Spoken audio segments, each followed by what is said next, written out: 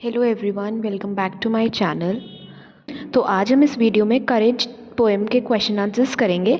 अगर आपको करेज पोएम की एक्सप्लेनेशन चाहिए तो मैं उसका लिंक डिस्क्रिप्शन बॉक्स में अटैच कर दूंगी, आप वहाँ से करेज पोएम की एक्सप्लेनेशन सुन सकते हो। So let's begin. First question is, when is courage referred to as strength? उसका आंसर है, courage is called strength when you can stand up when it may be easier to fall down। कि courage is strength जब आप खड़े हो सकते हो, जब ये पता है कि बहुत ईजी है गिर जाना। What does having conviction make you do? Conviction हमें एक्सप्लोर करने में हेल्प करता है न्यू हॉरिजन्स को। Though it may be easier to believe, जो हमें बोला गया है वो बहुत ईजियर है हमें बिलीव करना। What kind of courage do we need to be honest? We are motivated to be honest when we are courageous. We maintain our integrity when it is easier to look the other way। कहते हैं हम लोग अपनी integrity को maintain करके रखते हैं जब हमें पता है कि it is very easy to look the other way। How does courage help us to shape our world?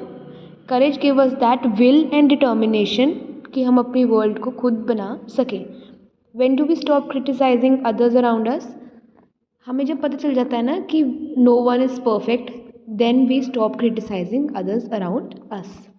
Second question है, describe in about 100 words how the speaker shows through examples that courage is the freedom of mind, body and soul।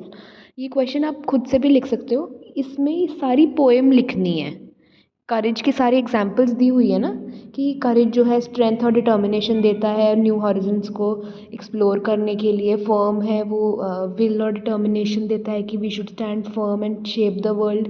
ये सारी examples आपने देनी है, ठीक है।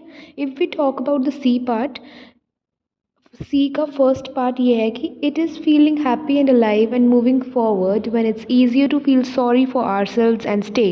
ये RTC है, reference to context.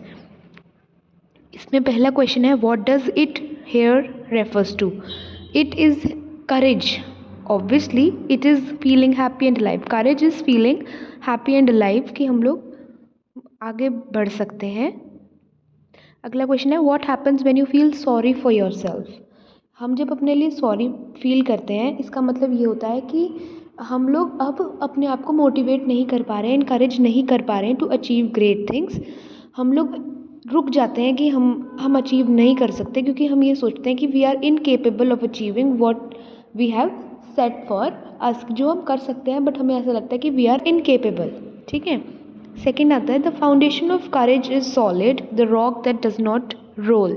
What is courage compared to in these two lines? Obviously it is compared to as a solid rock in these given lines। What do you understand by the second line? The second line is the rock that does not roll। The second line मतलब rock that does not roll मतलब that the rock is stable, that the rock cannot move, we cannot shake, we cannot move that rock, we cannot roll that rock because it is very solid। A rolling rock is unpredictable and can be influenced by external forces। Obviously जो rolling rock है, वो जो चल रहा है, वो जो ऊपर से आ रहा है, तो वो अनप्रिडिक्टेबल है, कहीं भी जा सकता है। बट एक सॉलिड रॉक जो है ना, वो नहीं हिलेगा। जो स्पीकर है ना, वो मेटाफर यूज़ करता है यहाँ। मेटाफर से मेरे को याद आया कि मैंने पोएटिक डिवाइसेस पर भी वीडियो बनाई हुई है।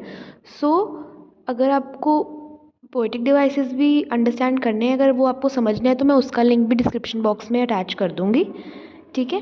The speaker is using this metaphor to convey that courage provides a solid and unwavering base, something that remains constant and even, वो जो है वो रिलायबल रहता है even in the face of challenges आने के बाद भी it remains reliable. So this was it for the video. अगर आपको कोई क्वेश्चन नहीं समझ आया हो तो आप मेरे को कमेंट बॉक्स में बता सकते हैं, मैं एक उसकी प्रॉपर एक्सप्लेनेशन आपको वहीं पर दे दूँगी। Please subscribe to my channel for more such educational content. Thank you.